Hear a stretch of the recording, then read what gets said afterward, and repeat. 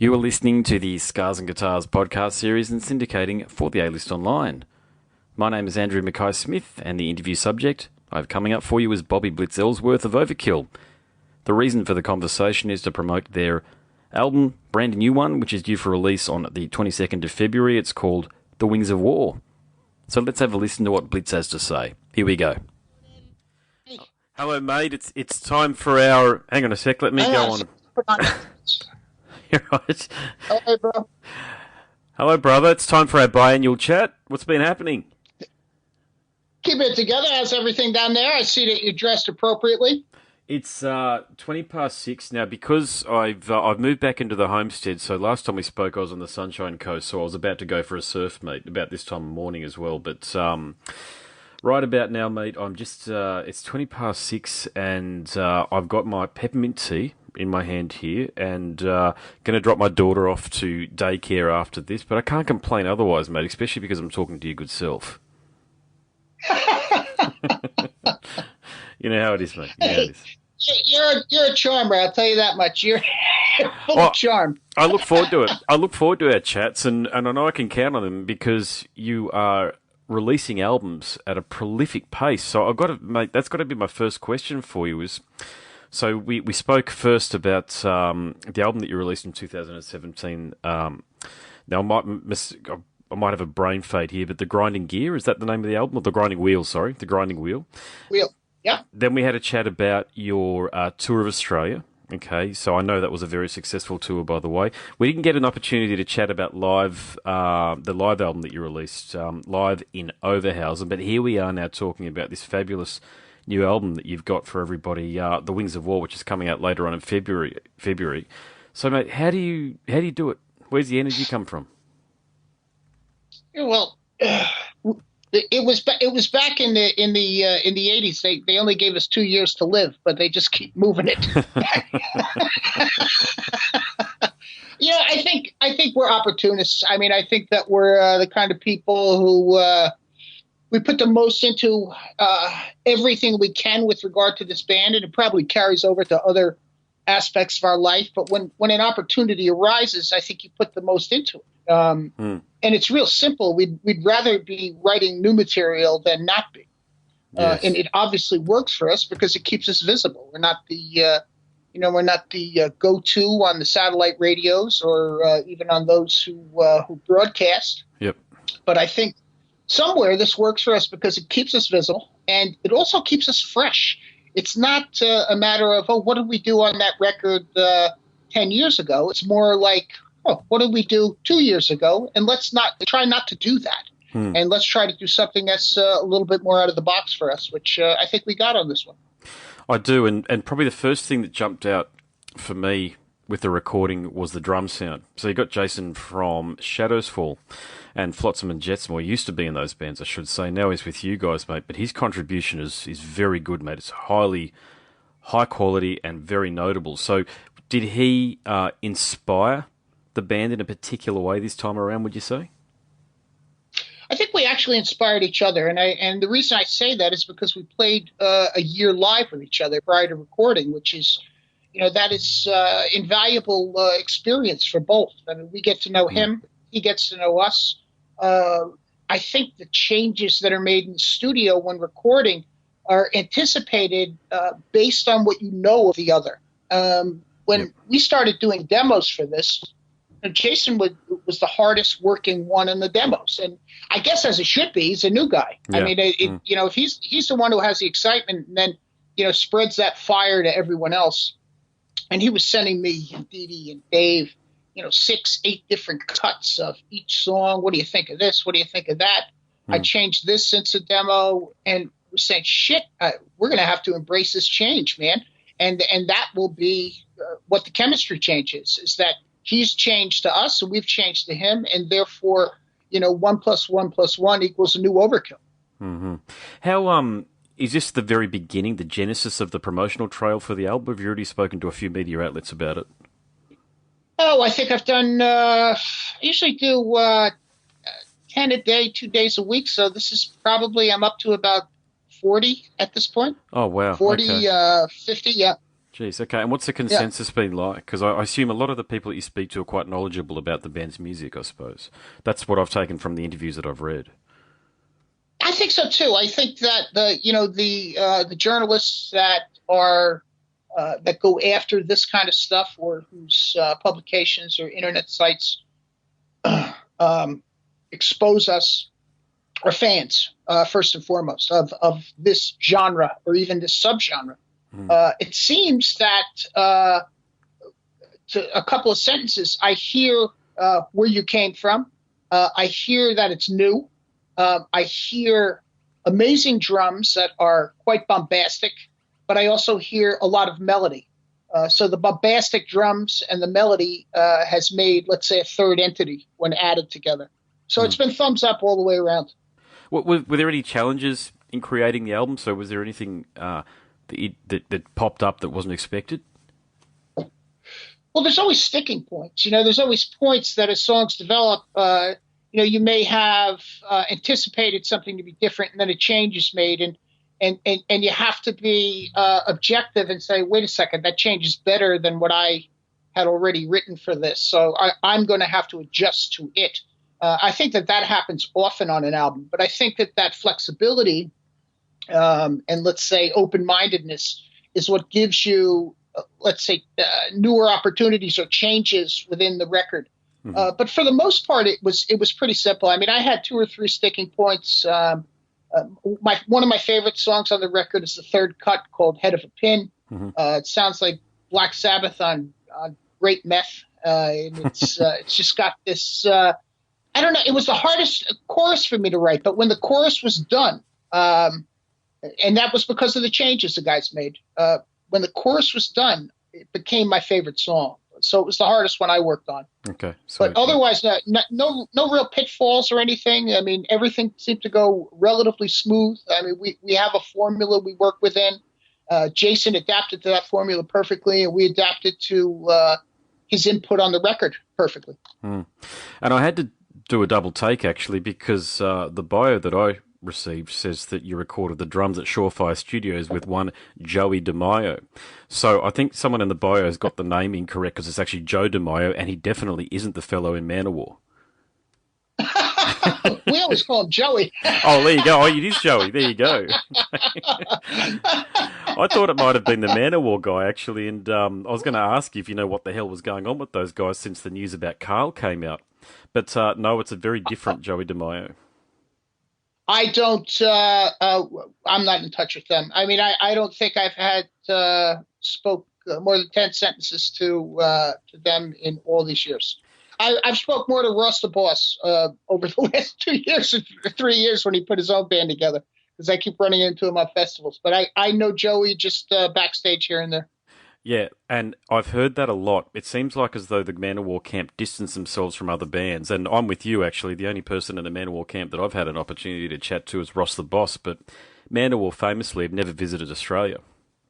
They've certainly got some fans down here, although I'm not sure how many of those fans will stick around after the news about Carl came out, to be quite frank. I think you're probably right there. It just came from out of nowhere. That one. That was, if you'd asked me at the beginning of 2018 which band would have been pinged for something like that, I don't think I would have said Manowar, and certainly not Carl, because he seems like he's the quiet one in the band. I don't know, man. I guess you can't figure this stuff out, and I don't even want to comment on it.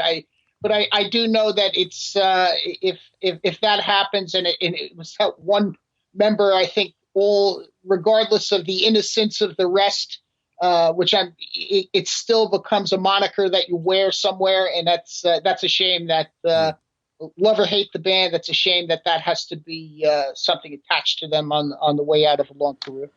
Yeah, well, look, you guys are a band that do come down to Australia, and we do appreciate that. So, mate, what were your thoughts on the shows? I know that they were fantastic shows because the feedback and certainly the visuals that arrived, courtesy of photographers, were outstanding, mate. But what are your memories of those shows? They must be pretty fresh, those memories, and I hope the shows went over as well as what the fans felt they did for you. You have a certain bravado about yourself down there. There's a certain there's a certain type of friendliness and welcome to Australia. It's probably the only place in the world that reminds me of Texas. And whenever I get to Texas, I always feel like I'm amongst the friendliest people. But for God's sake, if I fuck up once, I'm going to be out behind the woodshed and I'm going to hear one gunshot. Yeah, it can be a bit like that. What I'm saying in a very roundabout way is that I respect that very much, that you're for sure a people unto yourself on your own very, very big island, and make foreigners feel super welcome. I mean, I think that if anybody has anything in common, it's the East Coast Yanks, the Australians. Well, look, I tell you, I've been to the States a couple of times, as I think I've shared with you in the past, and I love the East Coast, actually. It's love New York, love New Jersey, where you're from. I wouldn't say I follow the NFL, your version of football over there, but I bought a bunch of Jet stuff when I was over there, which is probably not going to be your team if I'm not mistaken. So I do wear some Jet stuff around occasionally. It's surprising how many people over here actually pull me up on the street and want to talk to me about it. So there is some mutual camaraderie there. It's kind of cool, yeah. That's kind of cool. Yeah, there's some mutual camaraderie there. I think a lot of Australians. I mean, it's very easy to bump into Australian internationally these days. I think just about every country I've been to, I've bumped into a fellow Australian. And my wife being half Filipino, we've travelled a lot through Asia, and you're inevitably bumping into an Australian in a bar. But you also bump into a lot of Americans. And I'm at university, made it ripe old age of 40. I'm a full-time university student again after electing to go for a career change and study journalism. And the uni that I go to, Bond Uni here on the Gold Coast, I wouldn't say the majority, but a solid 1/3 of the students come from your part of the world.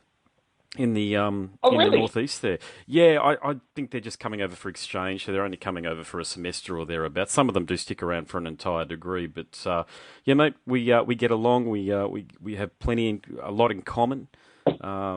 Needless to say, I think they all drink a lot of beer together. I don't really do it too much anymore because I look at a beer and I put on weight, so I'm trying not to do too much more of that anymore. I got a kick out of how you said, as you travel around the world, you always bump into an Australian in a bar. And it almost sounds like the beginning of a joke, right?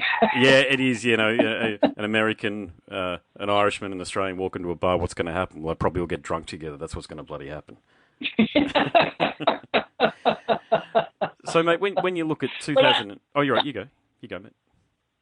I enjoyed my trips down there. I really enjoy and get along quite famously with the people in your continent. I just think it's we just have too much in common to not get along, much like distant cousins. Yes, indeed. And mate, 2019. I know the bio here tells me that you got 6 months blocked out for a tour of South America and also the United States. So that's pretty much, that's not most of it. It's 6 months of it, so it's half of it. But mate, your year's pretty much sorted for you, isn't it? Pretty much. I mean, we also have Europe in there, so it's South America into Europe, into the U.S., into the festivals, which brings us just to the end of May and then into June. So I guess it's more like 4 months, 4.5 months. But then there's 2 more tours blocked out in the autumn, second U.S. and a second European. And we'll be picking up stuff along the way. It's just a kind of the way we work is put the big ones all together and then pick up stuff in the off time, whether it be festivals or one-offs in Asia or, a short Asian tour. Who knows? An Australian tour. Who knows? Oh, awesome. Yeah, no, that'd be great. Yeah. Yeah, no, it's look, touring is still a lifeblood, isn't it, really? If you're not out there on the road, you're not spreading the word, so therefore the business side of things starts to grind to a bit of a halt, doesn't it? Well, to some degree, it is the business. There's it's been a changing, forever changing landscape with regard to, what record sales do. And thank God the majority of the people that support metal like to hold physical product, but it's still not the era of the record royalty for a mid-level band. It just doesn't, almost doesn't exist. I mean, there's obviously, there's coin there, but there's not big dollars there. So to have your business run, and if it's a business you love, like I very much love this one, you have to be on the road. Yes. Because, listen, I mean, you could love it to death and put all you have into it, but unless there's a positive cash flow, it's not possible to do. So So it has to be done first with love, but then smartly with regard to business. Hey, listen, when you're out on the road, being in such close confines with people, yes, you've worked out a way to not murder each other, but how do you not get sick? Because, as soon as one person gets sick, is it generally the way that everybody else starts to pick up what they've got? You mean sick of them or sick physically? Oh, sick physically. I've never asked it. I don't know why I've never asked. Well over 300 interviews. I've never asked how bands when they tour in vans, or not in vans in your case, you're on a bus. But when you're touring together in such close confines with people, someone picks up a virus. Okay, doesn't it go through the rest of the band very quickly? So how do you stay healthy? Well, I'll tell you, it's always best to be first. That's the if you're the first one sick, that's good. You'll get over it quick, but you'll infect everyone else will be sick for the entire rest of the tour. Yeah. So you'll be okay toward the end of the tour when everybody's dragging their ass and tired from physical, whatever the physical demands are of touring. I mean, it's obviously an energetic band, so each night there are physical demands for 90 minutes. There is no way to get around it. My joke is when somebody starts going, I don't feel good, I say, can I use your toothbrush so I can be second? I'd rather get it over with. And I can anticipate that one night it's just going to come in. But we try to be as diligent as possible. We have we always tell the road managers and the bus drivers it's got to be clean, it's got to be wiped down, it's got to be sanitized, the filter's got to be changed. And it's just for precautionary health measures more than anything else. Yes, indeed. Yes, indeed.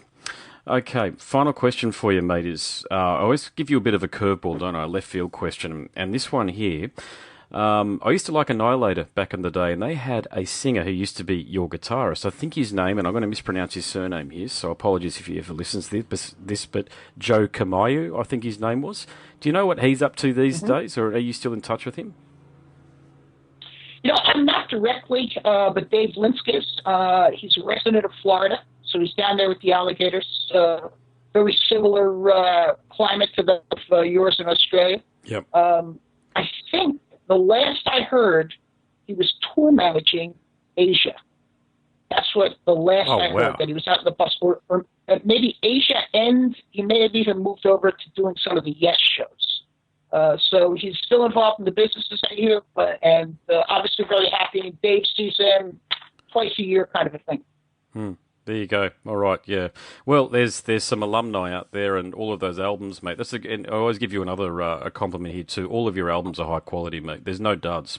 I was talking to someone not that long ago, someone who I was interviewing as well from a metalcore band, someone who I didn't expect would be right into you guys. But we went through, with all due respect to these other bands, so the Creators, definitely the Metallicas, Megadeth, Anthrax, all of the bands have had. Slayer, even with Diabolus and Musica, they've all had a dud somewhere, with all due respect as far as hardcore fans are concerned, but not you guys. Not you guys. You've always kept it high quality, and you've always kept it very consistent, and fans know what to expect. So there you go. Congratulations for that. That's a great compliment. I'm always really proud of our presentation. It's a high level that we have. We may be a mid-level band, but we presented as if it's a high-level band, whether it be a live show or whether it be a product, whether it be a song that's being written. It can't be just a rehash, and it's something that we're proud of. This many years in, is that it's still something that can be talked about as that high level of quality. Indeed. Well, mate, thanks for doing what you do. Good luck with everything this year. Hopefully we have a chance to chat before the end of the year, because you're coming down to Australia again, but we'll see. We'll see how things go for you, but good luck with it all. I would hope so. Andy, always good talking to you, bro. No worries, brother. All the very best, eh? Talk again. Good luck with that change of life. No, thanks, man. No worries. All right, bro. Catch you, brother. Okay, bye. Bye-bye. You have been listening to the Scars and Guitars podcast series and syndicating for the A-List Online. My name's Andrew Mackay-Smith, and that interview featured none other than Bobby Blitz Ellsworth of Overkill. Thank you so much for listening.